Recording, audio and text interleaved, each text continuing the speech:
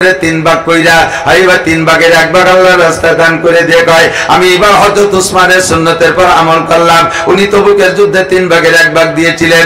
এবার কারবালার ময়দানে যাওয়ার সময় সবাই উনারে ঠেকায়, সাথীরা সাহাবায়ে কিরাম অধিকাংশ উনারে ঠেকাইছে, যাইতে দেয় না। কয় হুজুর আপনি টিকবেন না, আপনারে মেরে ফেলবে। কয় আমি আমার আব্বার সুন্নতের পর আমলে যাইতেছি। আমার আব্বা আল্লাহর রাস্তায় নিজের জীবন দিয়েছে, আব্বার কোনো মাল ছিল না, আব্বা নিজেকে দিয়ে দিয়েছে।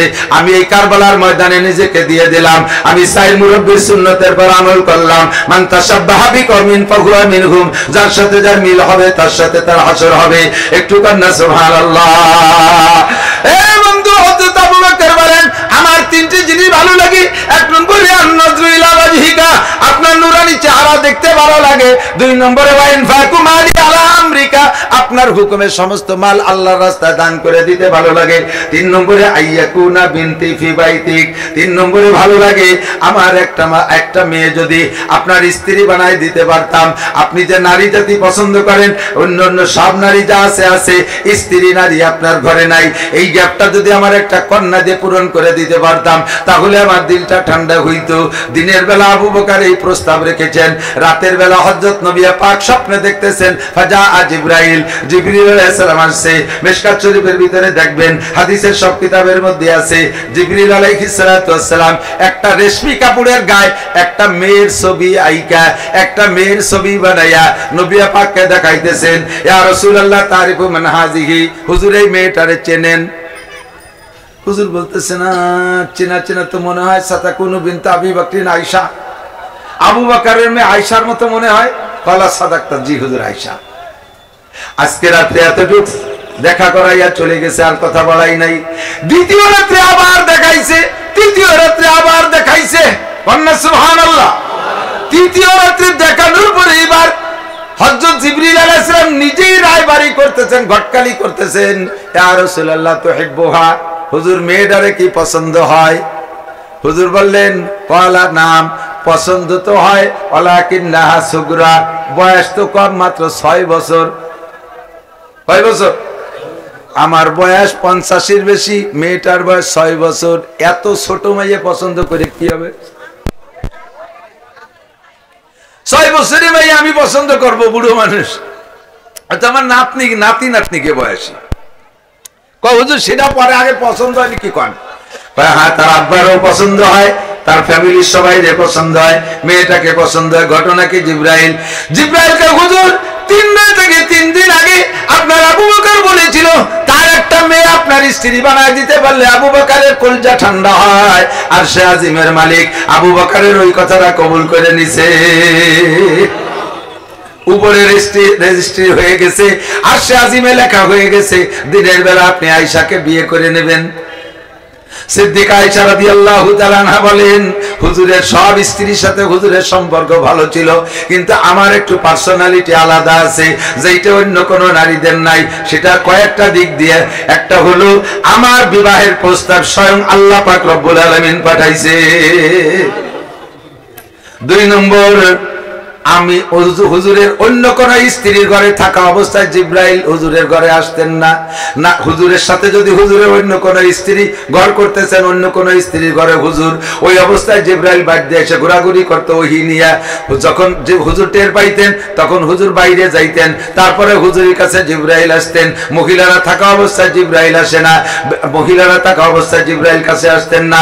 সিদ্দিকা আয়েশা বলেন একমাত্র শুধুমাত্র কেবলমাত্র মহিলা আমি, আমার কোলে মধ্যে নবী মাথা দিয়ে শোয়া অবস্থায় জিবরাইল সেই অবস্থায় ওহী নিয়ে আসতেন। 3 নম্বরে মাতা রাসূলুল্লাহ সাল্লাল্লাহু আলাইহি ওয়াসাল্লাম, নবী আলাইহিস সালাম মারা গেছেন। হুজুর স্ত্রীদের ঘরে বাড়ি বাড়ি করে থাকতেন, এক এক স্ত্রী ঘরে 1 রাত 2 রাত করে ভাগ করে থাকতেন। ভাগ হিসেবে যে রাতটা আমার ঘরে থাকার বাড়ি পড়ছে, ওই রাত্রে নবী আলাইহিস সালাম আমার ঘরে থাইকা মারা গেছেন। 3 নম্বর 4 নম্বর হলো মাতা রাসূলুল্লাহ সাল্লাল্লাহু আলাইহি ওয়াসাল্লাম রাসূবাইনা হাকেনাতি ওয়া জাকেনাতি, আল্লাহর নবী যখন মারা যান হুজুরের মাথাটা আমার থুতি আর হলকমের মাঝখানে, আমার বুকের সাথে আল্লাহর নবী টেক লাগাইয়া বসা, আর আমার হুজুরের মাথাটা আমার হলকমের উপরে, আমি বুকের উপরে হাত দিয়ে জড়িয়ে ধরে রাখছি। গাড় গাড় করে সেরেটা হচ্ছে, এমতো অবস্থায় ইতিমধ্যে ইজা আব্দুর রহমান ইবনে আবি বকর ওয়া হুয়া ইয়াস্তাকু, ইতিমধ্যে হযরত আবু বকরের ছেলে আব্দুর রহমান রাদিয়াল্লাহু তাআলা আনহু ওই ঘরের মধ্যে নবীকে দেখতে আসছেন। ওয়া হুয়া ইয়াস্তাকু, দাঁড়ায় দাঁড়ায় মেসাক করতেছেন আর হুজুরকে দেখতেছেন। যারা হজে গেছেন, উমরা গেছেন, সৌদি গেছেন, তারা বলতে পারবেন সৌদি আরবওয়ালারা মেসাকে খুব অভ্যস্ত। দেখছেন না, নামাজে দাঁড়াইয়ে ডলাই দিছে আদোয়া মেসাক পকেটে থুয়ে দেয়।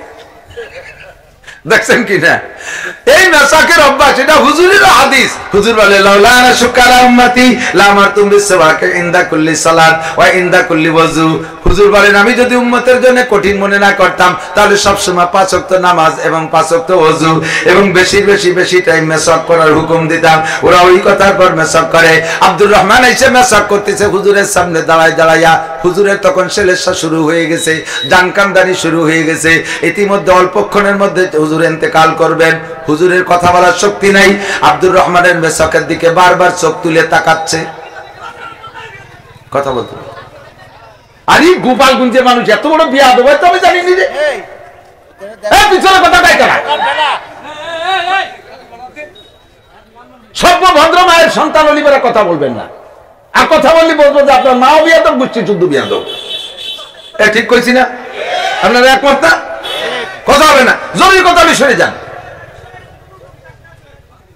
খুব কষ্ট পাচ্ছি, ভীষণ কষ্ট পাচ্ছি, কথা গুছাই আনতে পারতেছি না। 1 লক্ষ মানুষ বসা থাকবে, সামনে একটা মানুষ উল্টো পাল্টা হলে কথা কওয়া যায় না। নবীর মতো বক্তা বয়ান করতে পারতেছে না, মাঝখানে এক বুড়ো বসে আঁকা ঘন কথা কয়। হুজুর কায় জিবরাইল এসে হুজুর কথা বলতে পারেন না, কয় যে ওই বুড়োর জ্বালায় ভাবতেছি না।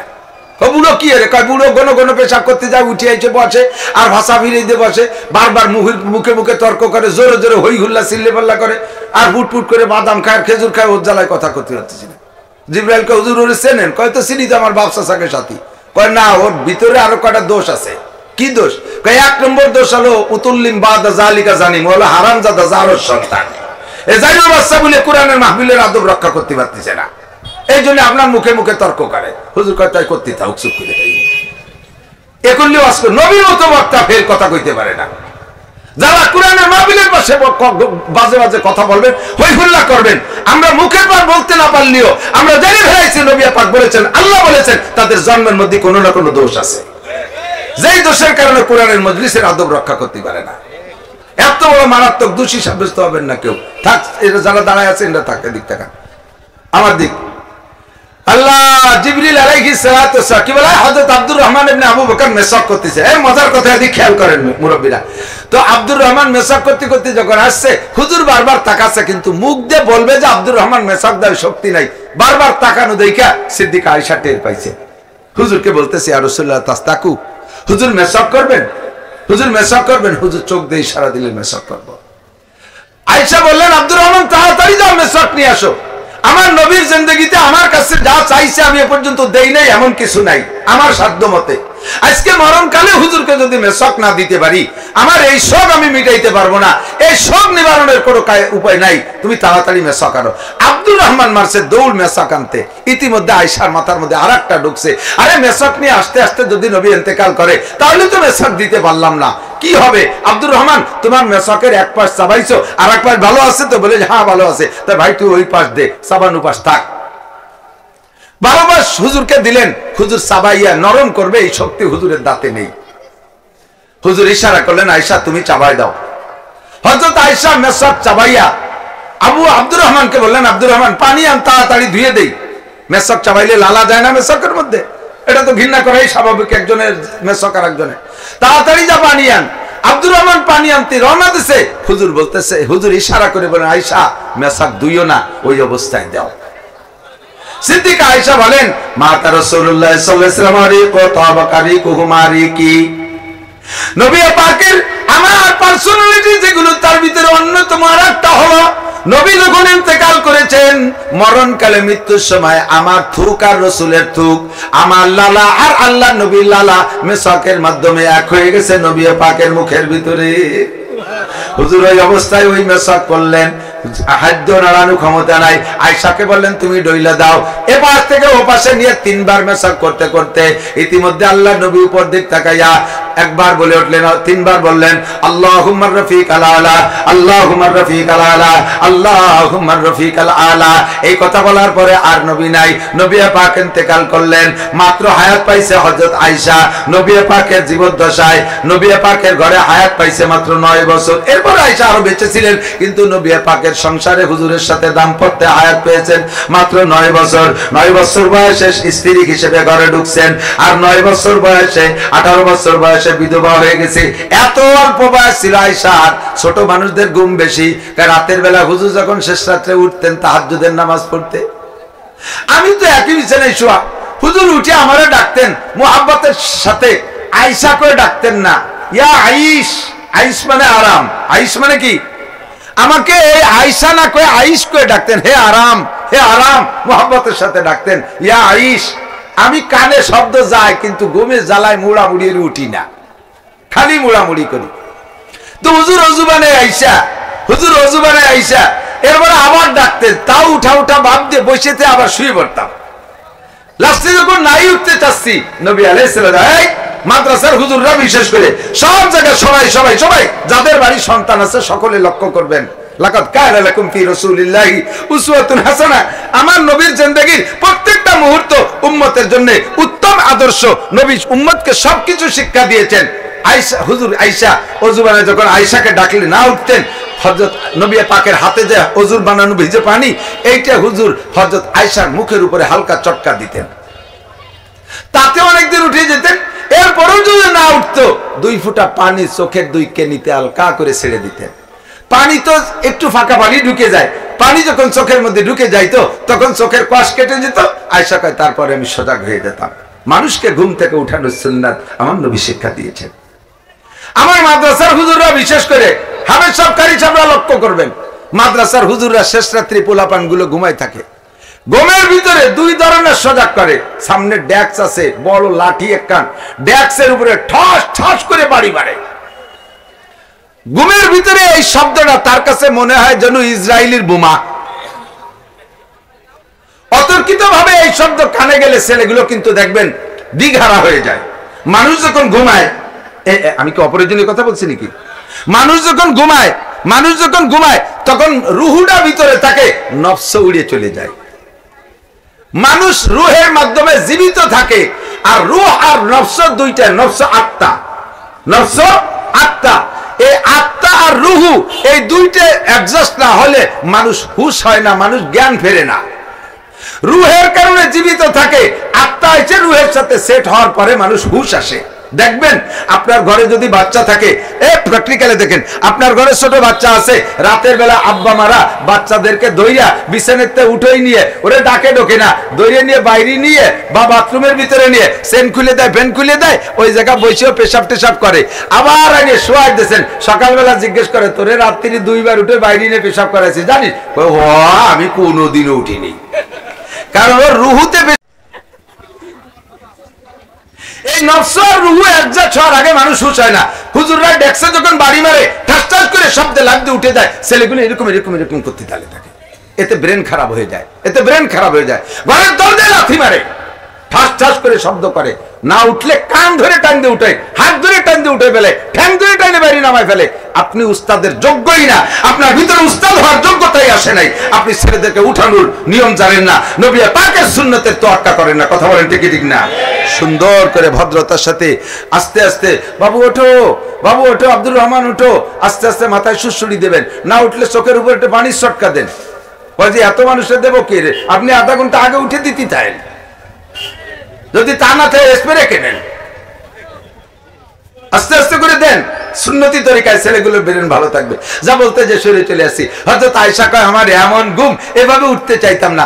দিনের বেলা যখন রুটি বানাবো বলে 8 সেন্টি গেছি, ছোট মানুষ তো, 9 বছরের মানুষের ঘুম বেশি, 8 সেন্টি হুজুরের জন্য রুটি বানাবো, আটা সেনা শেষ, কোন ফাঁকে আমি ঘুমাই গেছি তা মনে নাই, আটার মধ্যে হাত রয়েছে, কাইতে ঘুমাই গেছে।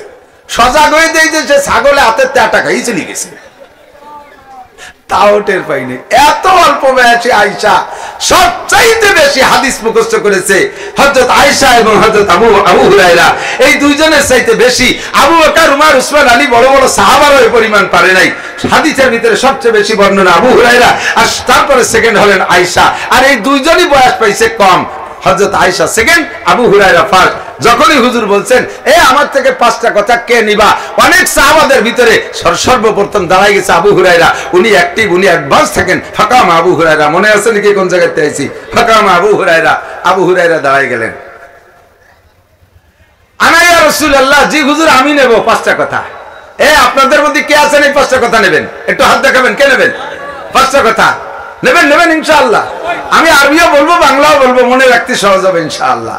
মাইয়া কুতু মিন্নি কামসা কিসালিন ফায়ামালু বিহিন ফাকামা আবু হুরায়রা আনা ইয়া রাসূলুল্লাহ, ওগো আল্লাহর নবী 5টা কথা আমি নেব। ফাআখাযা বিয়াদি, হুজুর আমার হাত ধরলেন। ফাআদাহুন্না ফিহা, হাতের মধ্যে 5টা আঙ্গুলে 5টা কথা। হাতের মধ্যে এক হাতে 5টা আঙ্গুল আছে, কথা কোন ঠিক না? 5টাকে এক হাতের মধ্যে গোনা যায়। এই 5টা আঙ্গুলের 5টা নাম আছে। 5টা আঙ্গুলের 5টা নাম। বাংলাদেশে এইটাকে বলে, সব দেশে একে বলে কি বলে? বুড়ো আঙ্গুল, বৃদ্ধাঙ্গুল, ঠিক না? বুড়ো আঙ্গুল এটা না। বুড়ো মানে কি? বয়সী। 23 থেকে 2 মাস আগে হয়েছে নাকি? তেরে বুড়ো কয় কে? আরে বয়স বেশি না হলে ওর স্বভাবই চেহারায় একটু বুড়ো বুড়ো মুরব্বী কাটিং। এই আঙ্গুলের মর্যাদা বাংলাদেশে একরকম, অন্য দেশে আর এক রকম। সৌদি আরবে এক আঙ্গুল দেখালি গুড, দুটো দেখালি ভেরি গুড। বাংলাদেশে একবার দেখালি এক বক্সিং, দুটো দেখালি মারা মাথা ফাটিয়ে যাবে বাড়িটা। বাংলাদেশে এই বুড়ো আঙ্গুলের মর্যাদা আলাদা, অন্য দেশে আলাদা। নবী পাক সম্ভবত বাংলাদেশের হিসাব করে বললেন, 1 নম্বরে ধরলেন এই বুড়ো আঙ্গুলকে, বৃদ্ধাঙ্গুলকে। হুজুর হযরত আবু হুরায়রা বলেন 5টা আঙ্গুলের মধ্যে 5টা গুণ গুনে দিলেন, মনে রাখবেন। 1 নম্বরে হুজুর বলেন ইত্তাকিল মাহারিম, বাংলাদেশে এইটার মধ্যে বিপদ, আর বিপদের হাদিসে হুজুরের সাথে মিলাই দিলেন, কয় ইত্তাকিল মাহারিম। হে দুনিয়ার মানুষ, তুমি যদি সবচাইতে বড় আবেদ হইতে চাও, সবচেয়ে বড় বুজুর্গ হইতে চাও, আমার গোপালগঞ্জবাসী প্রাণ প্রিয় বন্ধুবার, আবার বৃদ্ধ বনিতা, নারী আর পুরুষ, আমার পর্দার হলে মা বোনরা, মাইকের আওয়াজ যত দূর যাইতেছে কান খাড়া করে শুনবেন। কথা যদি, প্রশ্ন যদি ছোট হয় উত্তর কিন্তু বড় হয়, প্রশ্ন যদি ছোট হয় উত্তর বড় হয়। লেখাপড়া জানেন যারা তারা সাক্ষী দেন, কথা বলেন। প্রশ্ন যদি ছোট হয় অ্যান্সার বড় হয়। যেমন আমি কই, একটা প্রশ্ন পেপারে 1 লাইনে লিখে দিয়েছে, ছোট্ট প্রশ্ন, পুরো বইতে যা কিছু আছে সব লিখিয়া দাও। 1 লাইনই প্রশ্ন শেষ, 6 মাস লাগবে না লিখতে। প্রশ্ন ছোট উত্তর বড়। আবার প্রশ্ন যদি বড় হয় অ্যান্সার ছোট হয়ে যায়। প্রশ্ন পেপারে পুরো বই তুলে দিয়া, পুরো বই লেখা সব তুলে দিছে, প্রশ্নে নিচে লিখে দিছে ইহা সত্য না মিথ্যা। ঠিক দিন হয়ে গেল, ঠিক না? প্রশ্ন ছোট যদিও তোমার মনে হচ্ছে। 1 নম্বরে ইত্তাকিল মাহারিম, নবী কয় যত হারাম আছে ছেড়ে দাও। যত হারাম আছে, জোরে বলেন, যত হারাম আছে ছেড়ে দাও। ইত্তাকিল মাহারিম, হারামকে ভয় পাও। তাকুন আবাদান নাস, তাহলে তুমি হবা সবচাইতে বড় আবেদ, তোমার চাইতে বড় বুজুর্গ নাই। ও দোস্তরে, ইবাদত করা সহজ, নামাজ পড়া সহজ, রোজা রাখা সহজ, হজ করা সহজ। হজ করলে হাজি কয়, যাকাত দিলে ডোনার কয়, নামাজ পড়লে মুসল্লি কয়, তাবলীগে গেলে আমির কয়, কত কত উপাধি, বিভিন্ন রূপ কি বলা হয়, প্রশংসা আছে। মসজিদে দান করলে ডোনার কয়, মসজিদ নির্মাতা কয়, ইত্যাদি ইত্যাদি। বেশি বেশি তিলাওয়াত করলে ভালো কয়, বড় জামা যুব্ব পড়লে সুফি কয়। ইবাদত করা সহজ, ইবাদতের মধ্যে আলাদা ইন্টারেস্ট আছে। বন্ধুরে, ইবাদত করা যত সহজ, গুনাহ ছেড়ে দেওয়া তো সহজ না। নবী বলেন নাই সবচেয়ে বড় আবেদ হইতে হলে বেশি বেশি নামাজ পড়ো, বেশি বেশি জিকির করো, বেশি বেশি বারবার উমরায় যাও। বারবার পড়তে প্রত্যেক বছর একবার হজে যাও, বছরে 2 বার উমরা করো, যাও বছরে 2টা চিল্লা লাগাও, প্রত্যেক বছর 2 বার চরমুনাই যাও, বেশি বেশি ডেলি 5-10 পারা তেলাওয়াত করো, সকাল সন্ধ্যা জিকির করো, লক্ষ লক্ষ কোটি কোটি টাকা দান করো। নবীর কথা বলেন নাই, নবীর কথা বলেন নাই, বলো আবেদ হওয়ার জন্য ইত্তাকিল মাহারিম, হারাম যা আছে ছেড়ে দাও। একটা একটা করে বুঝে নেন বন্ধু। আল্লাহ পাক রব্বুল আলামিন বলেন হারামেরও ক্লাসিফিকেশন আছে, ক্যাটাগরি আছে। কিছু হারাম এমন আছে যেই হারামে ঈমান নষ্ট করে ফেলে, যেই হারামে ঈমান নষ্ট করে ফেলে। কিছু হারাম এমন আছে ঈমান নষ্ট করে না, হাবিতাত আমালুহুম, ওই হারামে আমল বাতিল কইরা দেয়। আল্লাহ পাক বলে হে বান্দা ভালো করে জেনে নাও, ইনতাজতানিবু কাবাইর, খেয়াল করছেন, ইনতাজতানিবুল কাবাইর মা নুকাম, ইনতাজতানিবুল কাবাইর মা তুনহাউনা আনহু নুকাফির আনকুম সাইয়্যাতিকুম ওয়া নুদখিলকুম মুদখালান কারীমা। আমার বন্ধু ভাই, আরে সারা বাংলাদেশে একরকম ওয়াজ করি, বাড়ির মধ্যে ওয়াজ একটু আমার ভিন্ন রকম। আপনার আমার অত্যন্ত মহব্বতের, কিয়ামতের ময়দানে যদি আমি মারানো জাহান্নামী হয়ে যাই, আপনার আমার গোপালগঞ্জবাসী আমার জন্য কানবেন। আল্লাহ হুজুরের বয়ান শুনেছি, কত পরিবর্তন আমরা হয়ে গেছি, আমার হুজুর কেন দোজখে যায়? আপনাদের খারাপ লাগবে।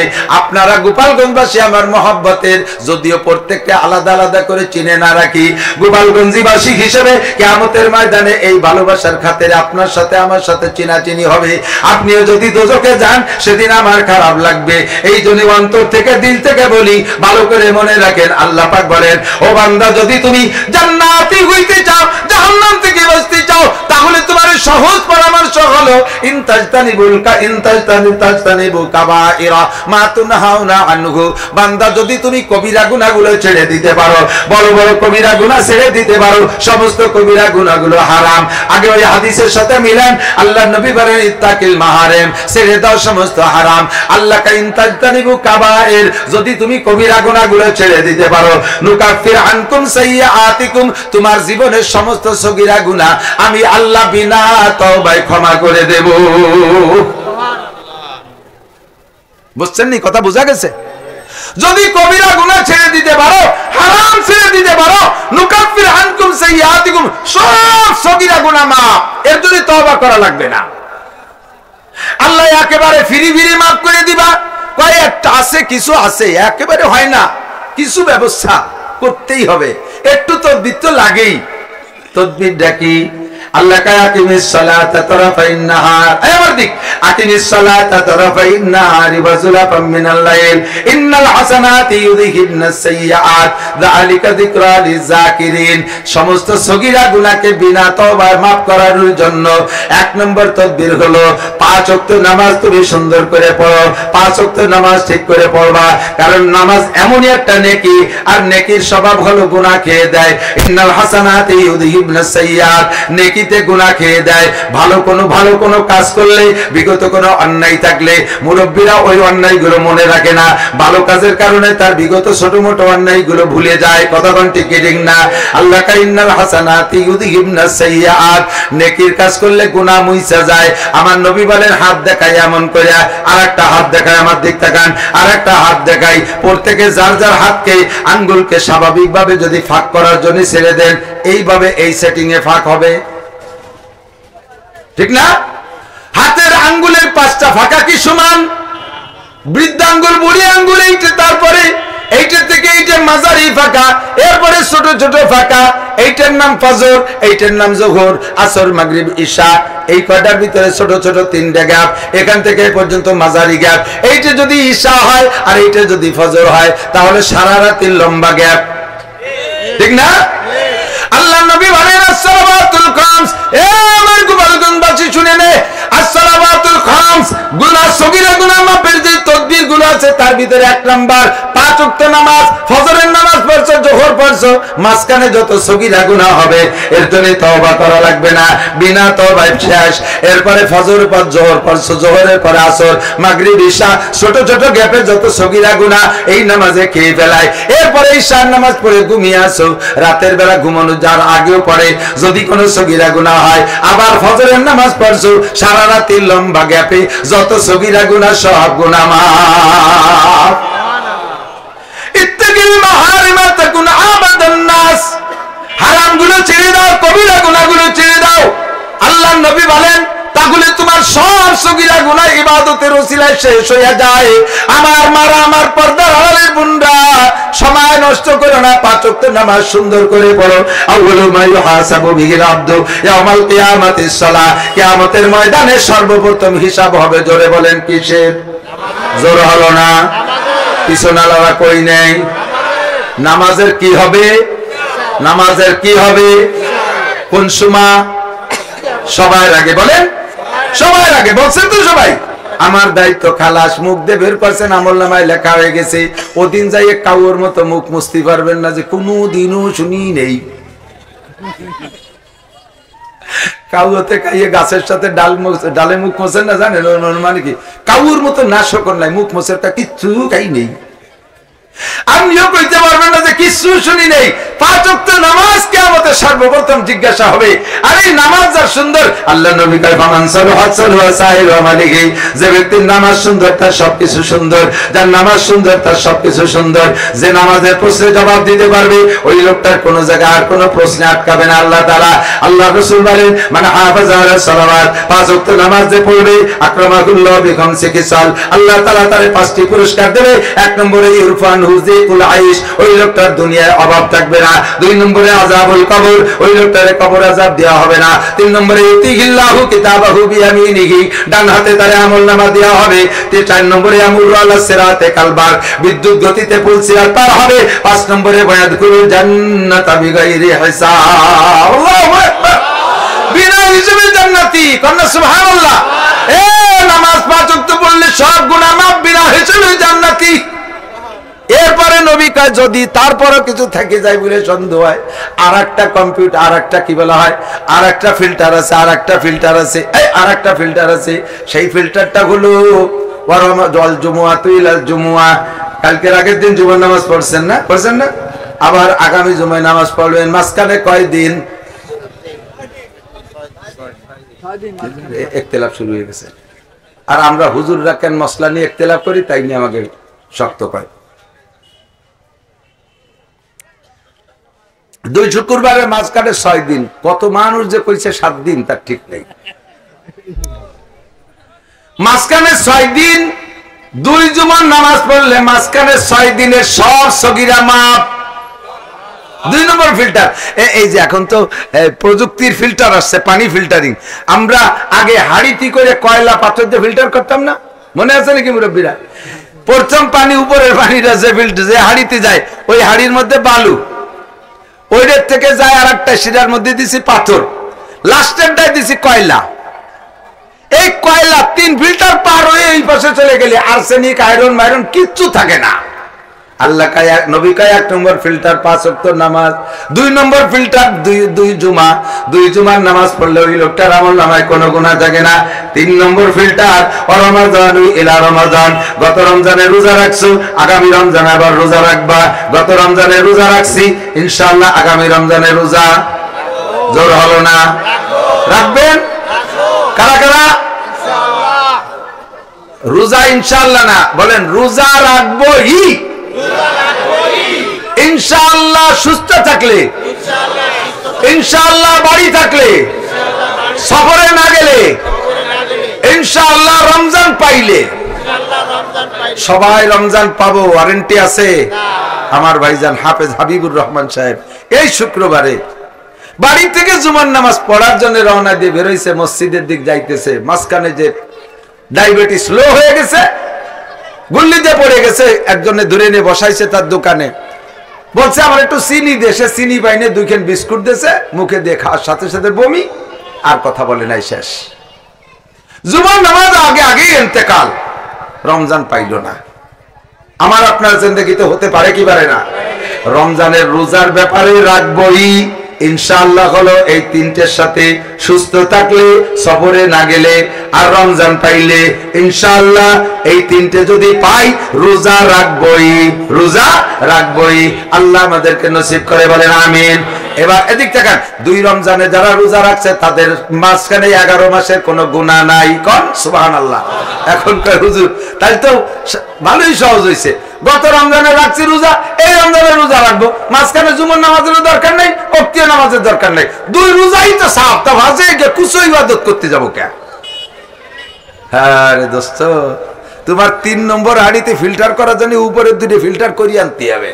আর না ডাইরেক্ট যদি কয়লার মধ্যে পানি ছাড়িয়ে দাও কালা কালা পানি বেড়ে বেড়ে, কথা কন না কেন?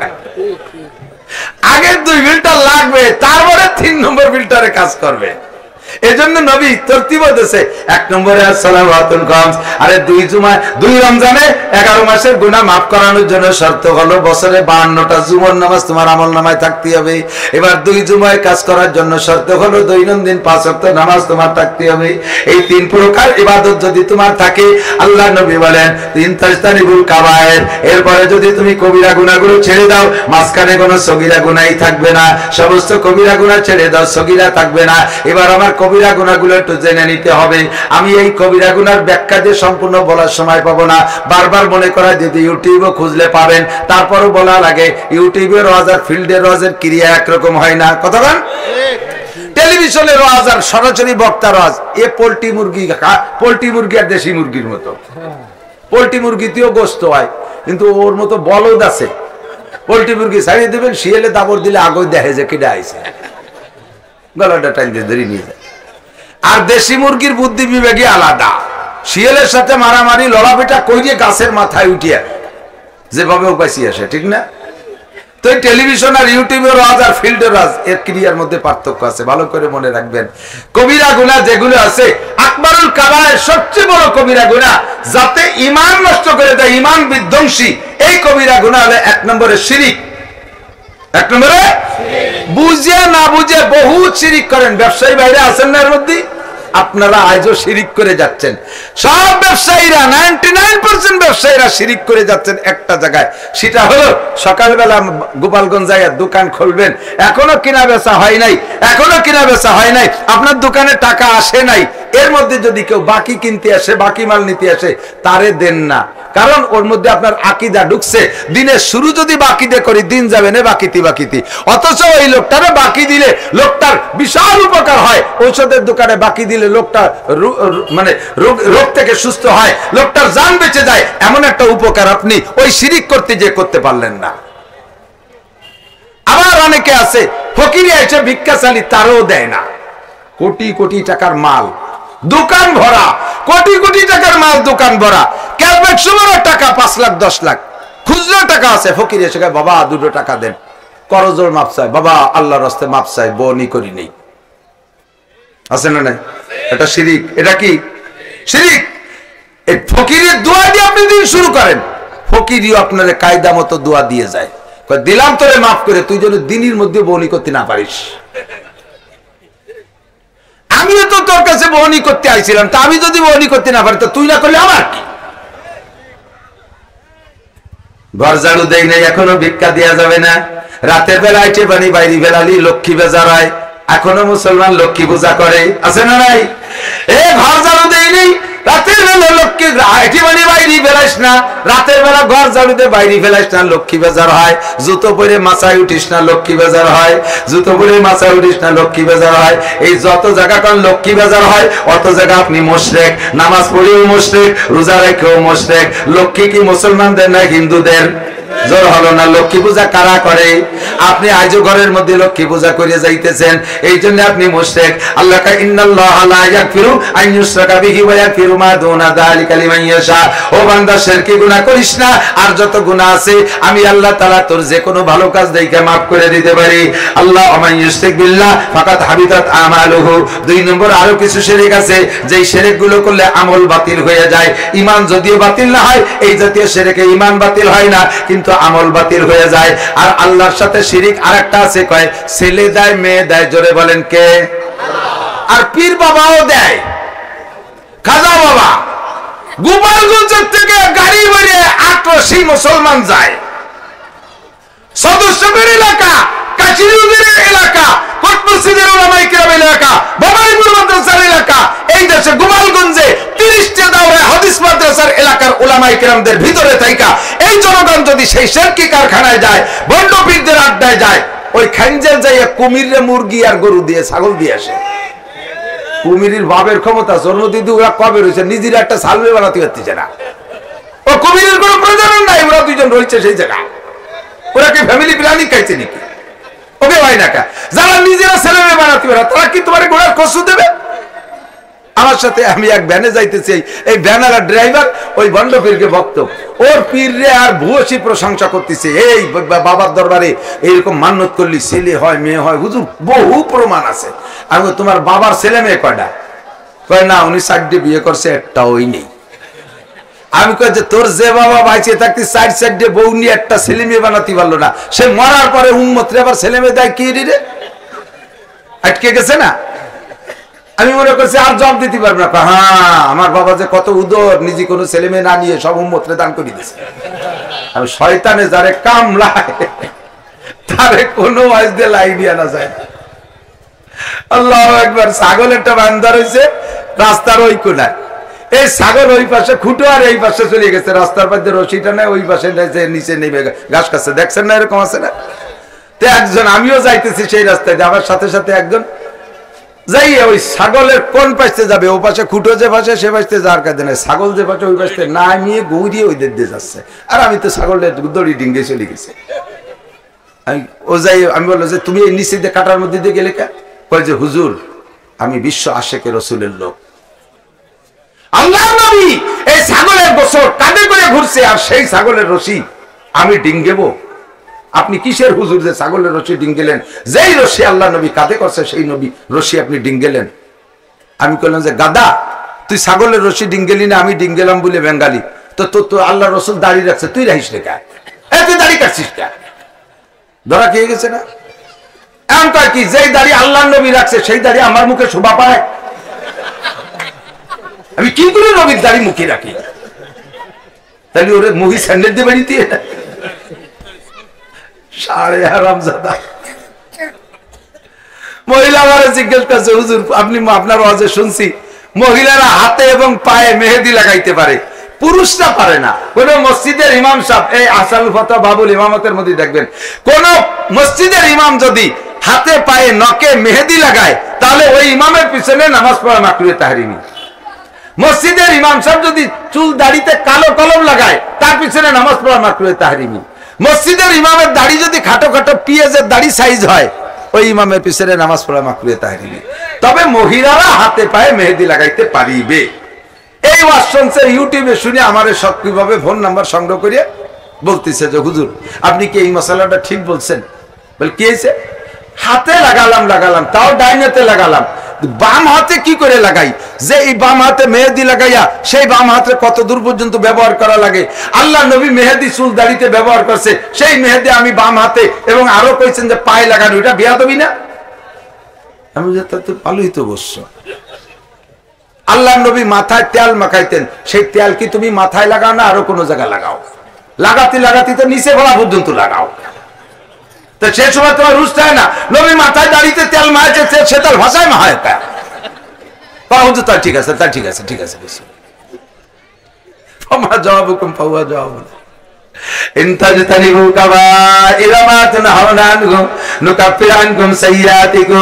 মনে আছে কথা? শিরকি গুনাহ করব, বাবার কোন ক্ষমতা আছে? পীরের কোন ক্ষমতা আছে? মাজারের কোন ক্ষমতা আছে? যারা মাজারে মোমবাতি দিবা, বাজারে মান্নত করবা, এই মানুষগুলো মুশরিক বিনাশ হিসাবে জাহান্নামী। ছেলে হওয়ার জন্য, মেয়ে হওয়ার জন্য আরেকটা তদবির আছে, গাজীর গান। গাজীর গান মান্নত করলে ছেলে হয়। সুবহানাল্লাহ। আর পেটে যদি মেয়েও থাকে, আরেকটা তাবিজ আছে, সেই তাবিজটা ব্যবহার করলে মেয়েও ছেলে হয়ে যায়, ট্রান্সজেন্ডার পেটে থাকতে হয়ে যায়। দুনিয়ায় সে ট্রান্সজেন্ডার সালোয়ার কামিজ পরে ট্রান্সজেন্ডার করা লাগে না। সেটা হলো বাচ্চা গর্ভে থাকা অবস্থায় যদি মারা গর্ভবতী মহিলা, এরা যদি ঘুম থেকে সকালবেলা উঠে দুনিয়ার কোনো কিছু কোরআন কিতাব আল্লাহ রসুল কিছু না দেখিয়া ঘরে একটা ক্যালেন্ডার ঝুলে রাখবে, ওই ক্যালেন্ডারে ল্যাংটা পোলাপানের ছবি আছে না ছেলেদের, ওই ছবি দেখলে ওই পেটে যদি মেয়েও থাকে তা ছেলে হয়ে যায় আস্তে আস্তে। এক খাটা